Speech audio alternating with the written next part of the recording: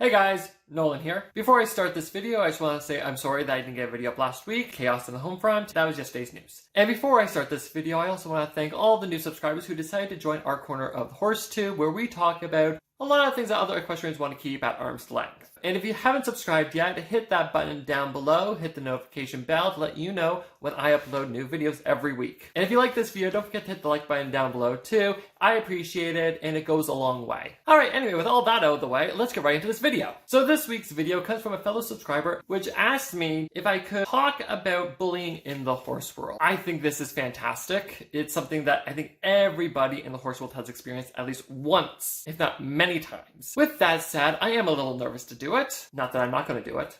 Not only is it a sensitive topic, that's not what makes me nervous, it's because of how broad it is. The bullying goes from being rejected by your peers because of the breed of horse you ride, being told you're cruel because of the discipline you do, getting scrutinized because of your riding beliefs and your training thoughts. It can go even as far as pressure from your parents to be a better rider and do it because they're paying all this money. I'm scared that I'm going to miss things, and I'm going to miss things, and it's so big that I couldn't possibly fit it all in one video. So with that said, I think what we're going to do is we're going to break this up and we're going to kind of do like a deep dive into this whole topic. And this means a lot to me, and I know there are many people who struggle with bullying in the horse world, so I think it'll be a fantastic thing to dive into.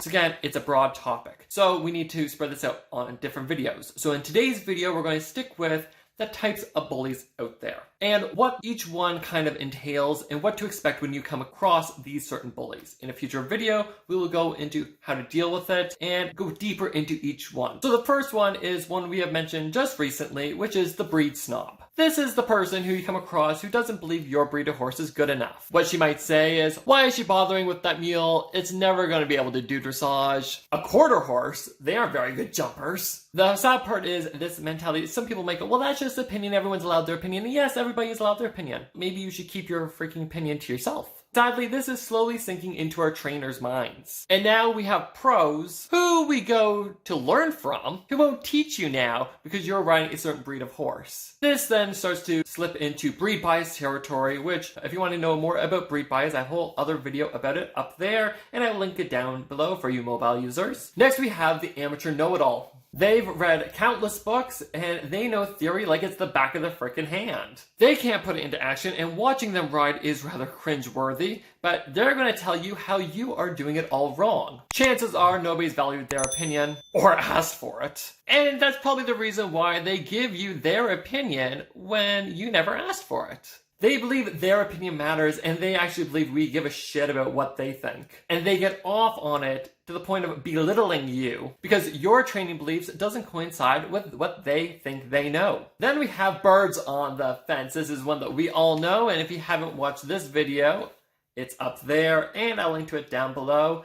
You should definitely give that a check out. But even if you do, I'm still going to do a quick summary. The birds on the fence are the people on the side of the ring watching you, scrutinizing you, waiting for you to screw up so they can chuckle with their friends about what a loser you are. They're not there to watch you ride to support you. They are there to critique you and criticize you behind your back. Sometimes they grow a bit of confidence and decide to criticize you in front of you while you're trying to figure things out. Next, we have the keyboard trainers. And fucking hell, the keyboard trainers. You'll see a lot of these trolls on YouTube. They're in the comment section in training videos, watching the rider and tearing them apart. I also see this a lot on Instagram where somebody has posted up a video and the comment section is filled, which we all know is not full of her friends. It's full of these random people who are just putting in disgusting emojis and saying how shit this is. I've seen this on Instagram where a girl who has been riding for how many years finally learned how to do a flying change. And the comment section was full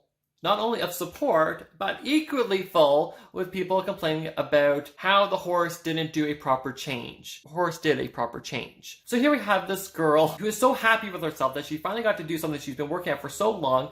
Meanwhile, the comment section is full of people saying horse needs more contact, the horse needs to be more jumping from behind, and the horse's pole needs to be higher. Funny enough, amateurs like to go on about the pole. And yes, I agree, the pole needs to be highest point. But guess what? 90% of the trolls commenting don't have a freaking clue why the pole should be the highest point. Keyboard trainers. Moving on. Next ones up are the mean girls. No, not these mean girls. These mean girls are the ones storing up trouble. Daddy bought them a big fancy horse, and now their head can barely fit through the barn door. Usually they're teenagers to young adults who think they know everything about everything. Are we starting to see a pattern here? I see this a lot in the hunters, especially at horse shows, and for some reason, these girls, not always girls, guys can do it too, these girls will start psyching out less experienced riders. They'll be trying to do it behind their backs, but they're close enough and loud enough, just loud enough, so that the person they're trying to psych out can hear them.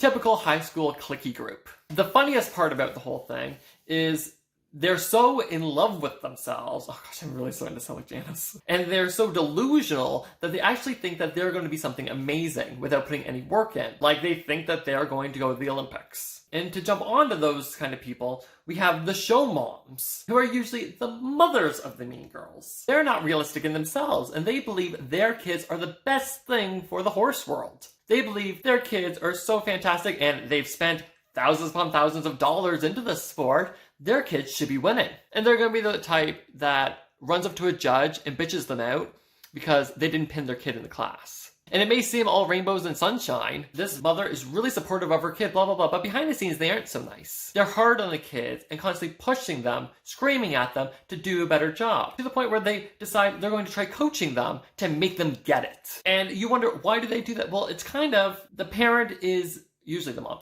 Usually the mother is living their dreams through their kids' eyes. The next one is one of my personal favorites, which is the arrogant prick coach. This is the coach who pushes their horse and rider past the breaking point. Yes, coaches have to positively push their students. That's how we grow, pushing us out of our comfort zones every once in a while to better ourselves. Got it. That's the point of a coach.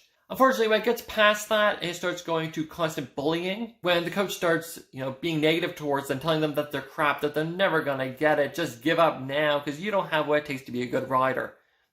We got a problem. Unfortunately, when dealing with these coaches, they usually have credentials, which is kind of their parachute for their clientele. They have credentials behind their name. Say they went to Pan Am, went to Olympics, went to Devon. They have credentials behind them. It almost gives them the free range to, I'm going to treat you, and you like shit. And I'm amazing stuff, so if you don't like it, you can either leave or you can keep coming back to me. Unfortunately for the student, they may keep coming back because they feel like the coach knows what they're doing and this is just how you do it. The next one is what I call the cult leader. This person preys on the ignorant and usually is a very loud personality. If you disagree with them, they get very angry. And then they get into your face in an attempt to distract you.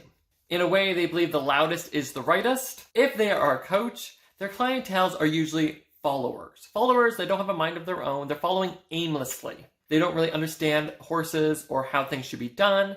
But because this person is loud and right and in my face, and they are, I guess you could say, very passionate about the sport, we need to follow them. Sadly, there are a lot of people who do this. They don't understand what they're supposed to be doing, so they're putting all their faith into this one person. Their clientele also is kind of brainwashed, and they do the saying of, you're not doing what my coach is doing, so you're obviously wrong. So they're kind of taking the bullying that they're getting from their coach, believe that they know what they're talking about now, and they're going to push it onto you. The next person we're dealing with is the bad sport. So let's say you're a hunter and you've just won your class, and you're really thrilled, your team's there, everyone's cheering you on, and this one person comes over to you and says, you shouldn't have won.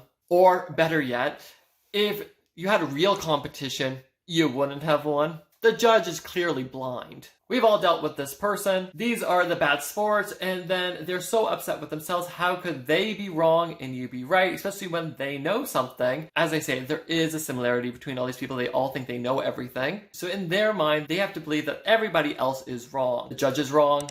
You were wrong. 20 other people out there are wrong. This happens more than you think. I have watched it happen countless times to how many of my friends, and it's a little bit ridiculous. This will also then put a part on gaslighting, which I will talk to you in 2 more rounds. The second last one is one I had to make light of because dealing with this type of person, one for how long, I had to put a funny spin on it. This person is what I call the Muppet Man. This is the person that hates your discipline so much that he makes people's lives miserable. He's the one who complains about your discipline all the time. Let's say he's a hunter and you're a dressage rider. He hates dressage so much, he's gonna make it living hell for dressage to happen near him. So let's say you're at a boarding facility, which is, all disciplines welcome. He wants to have the arena full of jumps all the time. And now the dressage rider is coming in and taking some of the jumps down while he's not using them. Might I remind everybody? He'll be the one to say that, jumping is amazing, dressage is cruel, using the hind legs are wrong.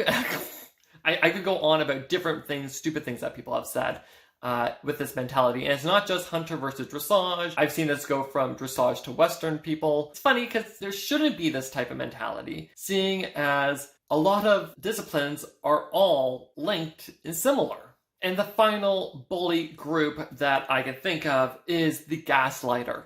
This is the person or group who starts to make you question your own sanity, or even the reality of your own memories. These people have a tendency to act like your friend, but are really the person stabbing it as you walk away. They're trying to get into your brain, into your mind, get into you, and make you question everything that's really going on around you. It's like a play of screwing with your head. Okay, so I know that's a lot of words, and this one especially needs its own video because when you've experienced it, you'll know. So let's give an example of this. And this isn't going to be the strongest example, but it'll be something that you can at least kind of go towards if you start to question if this is happening to you. Let's say you have moved into a riding facility. They're not really allowing dressage riders. The person running it, the management, has said, hey, during COVID-19, I'm going to let you come in here. I know it's hard to find other places, but we're going to just say, hey, we're going to let you come in here to help you out. Especially when you look around and it's slim pickings out there. So that's not gaslighting, might I add. Let's say you meet somebody, let's call her Karen. Remember Karen? But Nolan. And she doesn't like dressage. I don't know why I have a hate on for dressage riders now, but that's what I'm going to use for today. So let's say after a month, you're enjoying yourself, relaxed, coming out of the anxiety of trying to find a place. You have a place now that you can go to at least until things start to open up again. Karen's going to come over and she's going to act like your best friend. Ask what you do. She's going to, watch your riding, say how great you are, yada, yada, yada. Then Karen is going to make mention that, the owner really doesn't want dressage riders in here. So it's really shocking that you got in, but be careful because she's thinking in the next month to get rid of you. Let me make a point that the owner and management have not said this, but because Karen either A, likes to stir up drama, or maybe she doesn't like dressage riders, or she doesn't like you, she's going to try to make it so that your anxiety gets the better of you, and that maybe with this kind of talk behind your back and, backhanded compliment, make you move on your own. That doesn't mean that's the only interior motive she has. She might have other interior motives too. She seems like she's your best friend. She seems like she has your back. So why would she lie to you? So you have nothing more to do than listen to her and believe that this is a very big possibility. So now your relaxation of staying somewhere until COVID and everything opens up again, now you're stuck, nervous, anxiety, questioning if that's true or not true. And then there's a fear that it's possible, if this is happening, do I go talk to management, which will then push it so that they go, yes, that's coming down the tube, so you might want to start looking. Or do I just pretend that it's not happening and she'll come see me? Meanwhile, none of it's happening. But now look, Karen's got into your head and has now got you going crazy a bit.